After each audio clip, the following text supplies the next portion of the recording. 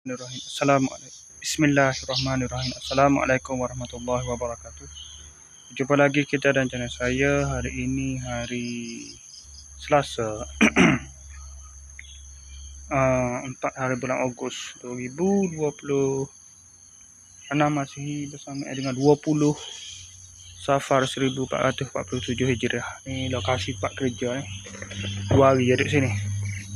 Kerja ni hari ni hari kedua kita akhir lah. Sebab sebagai Safar dah, sebab kerja tetapnya hak ni pinjam ni. Kerja pinjam start mari lagi. Mari pun start lewat dah. Pukul berapa? Pagi mari. Kerah mari sini. Ni lah ada kerja. Hari ni pasal Mozart dalam tu.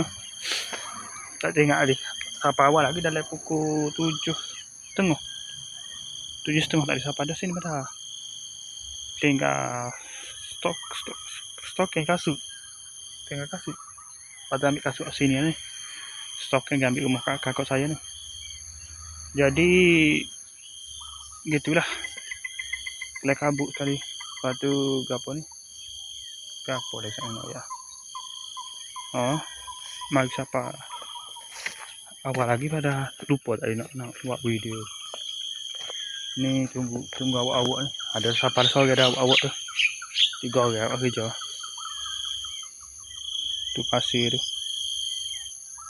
Jauh situ mari. Okey, sekadar itu saja, sekadar maklum. Assalamualaikum, jumpa lagi. Hari ni 4 Ogos bersama dengan Pak Safar. Buat tak? Pak Safar 1448 Hijrah. Okey, sekadar saja. Assalamualaikum, jumpa lagi. Bye.